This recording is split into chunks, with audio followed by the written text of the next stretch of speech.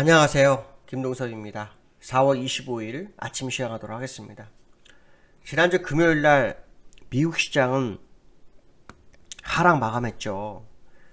다우는 하락 출발해서 계속 하락이었고, 나스닥은 상승 출발했지만 하락으로 끝나는 그런 상황이 나왔습니다. 미국 시장의 하락의 주 원인은 연준이 매파 성향을 띠기 시작했다라는 것이 가장 중요하죠. 근데 사실은 제임스 블라드, 그쵸? 레이얼 브레이드너, 그쵸? 찰스 에반스, 조 리엄스, 이런 사람들 전부 다 매파로 다 갔어요. 그리고 0.5 빅스텝도 두세 번은 기본적으로 할 거다. 이렇게 해서 얘기가 시장에 나왔고, 제임스 블라드 같은 경우에는 2022년도 올해 정상금리를 3.5% 정도까지 예상을 하고 있어요. 그런 과정 속에서 연준의 수장인 제롬 파월의 발언이 아주 컸죠. 아무 발언이 없었던 제롬 파월이 IMF 패널 토론회에서 미국이 0.5% 금리 인상을 공식화했죠. 그러면서 무슨 얘기를 했냐면 물가 안정을 위해서 빅스텝을 여러 번 밟을 수도 있다는 식으로 언급을 하게 됐습니다. 그러면 제롬 파월은 도대체 뭘까요? 사실 어떻게 보면 굉장히 거짓말을 많이 한 거죠. 계속해서 금리 인상 별거 아닐 것처럼 얘기하고 인플레이션 별거 아닐 것처럼 하면서 금리 인상을 천천히 할 것처럼 얘기해놓고 결국에 와서는 빅스텝을 여러 번 하겠다 이런 얘기를 합니다. 그럼 누가 맞은 건가요? 제임스 블라드가 맞은 거죠. 제임스 블라드가 시장을 리딩하고 있는 것이 사실이다 라는 생각을 해볼 필요성이 있고요. 그의 의견대로 약 3.5% 정도의 금리 인상 가능성을 제기하고 보는 게 좋을 것 같습니다. 제기하는 것을 우리는 예상하고 보는 게 맞을 것 같다. 만약에 3.5%라면요, 올해 연준이 금리 인상을 FMCA를 6번을 합니다. 5월 3, 4일 한 번, 그쵸? 그 다음에 나머지 5번. 딱 3.5%면요, 매번 0.5% 빅스텝이에요. 요번에 제롬 파월이 폴 볼커 연은 총재에 대한 발언을 했었다고 하죠. 그가 내년에 금리를 가파르게 올렸어요. 그러니까 지금 이 금리가 우리가 생각한 것보다 더 올라갈 수도 있는 거예요. 더 올라갈 수도 있습니다. 그럼 왜 이런 현상이 일어날까요? 인플레이션 우려가 시장에 현실화되는 거라고 보시면 되겠죠.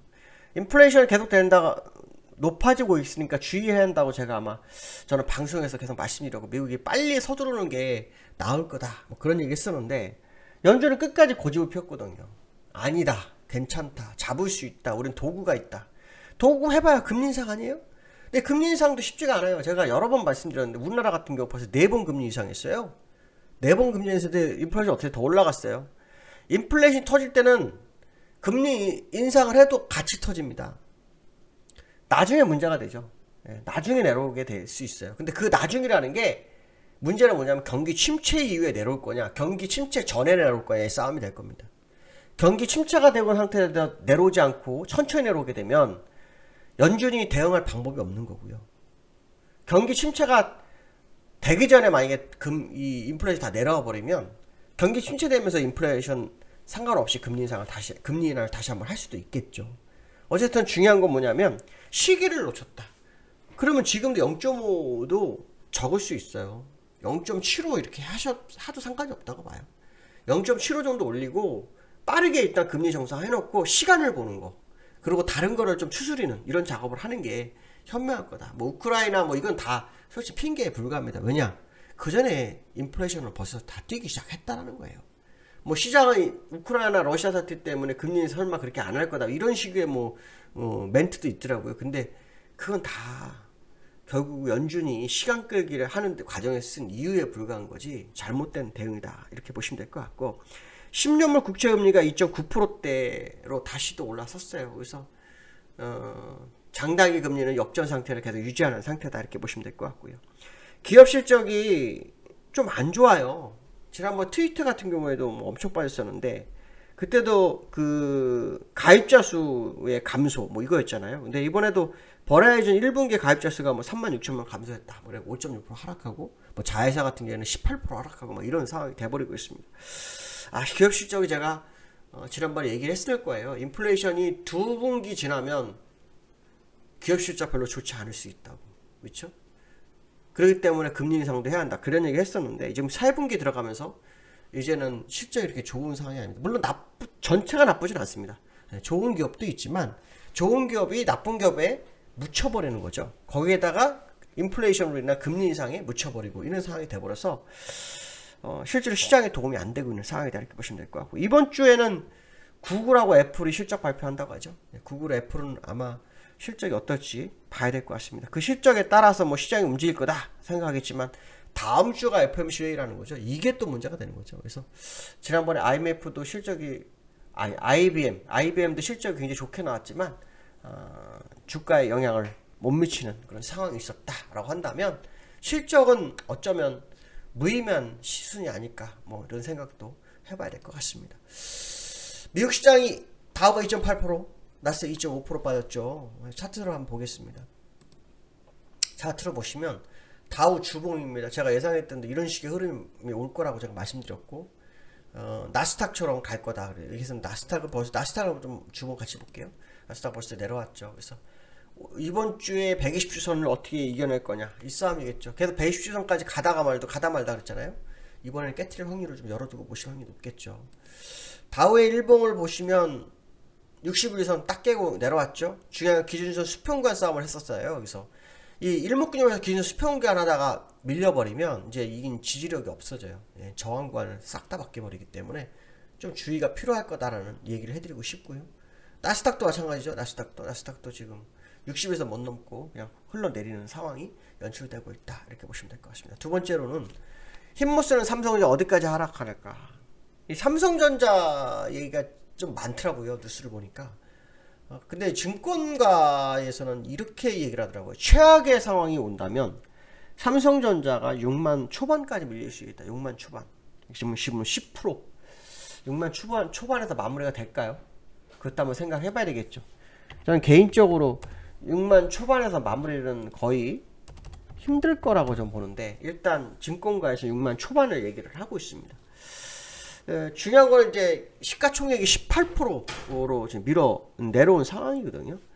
399조인데 사실 6만 7천 원이라도 50분의 1로 액면분할 하기 때문에 금액으로는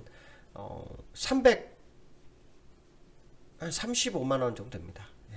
335만 원 정도 되니까 사실은 적은 가격은 아니죠. 물론 지난번에 9만 원대 생각하면 엄청 싼 거죠. 그에 비하면 엄청 싼 거지만 지금 시장 분위기상으로는 결코 뭐 싸다고 얘기하기 좀 어려운 상황일 수도 있어요. 근데 문제는 뭐냐면 제가 항상 요걸 계속 언급하는 것 중에 하나인데요.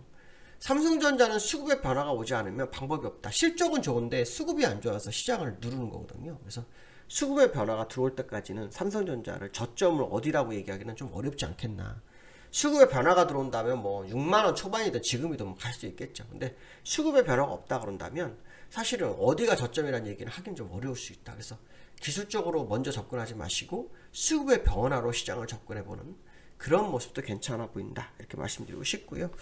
그 다음에 이제 세 번째로는 코스피죠. 항상 뭐 이건 얘기를 할 수밖에 없는데 코스피가 2700포인트에서 등락을 하고 있어요.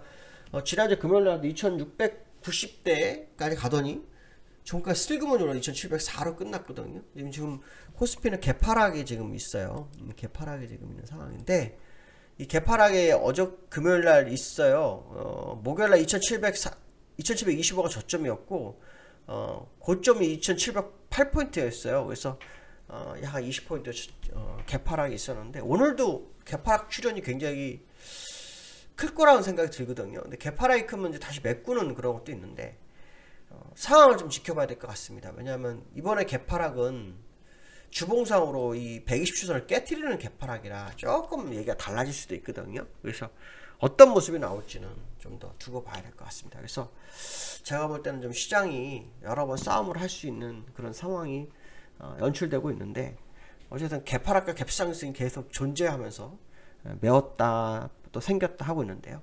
오늘도 개파락을 한번 생각하시면서 보시면 될 것 같다 이렇게 보시면 될 것 같습니다. 어쨌든 시장은 이제 금리 인상에 대한 그 영향이 점점 커지고 있는 그런 과정이 있다는 거 하나만큼은 우리가 잊지 말아야 되겠다 이렇게 말씀드리고 싶습니다. 오늘 여기까지 하겠습니다. 감사합니다.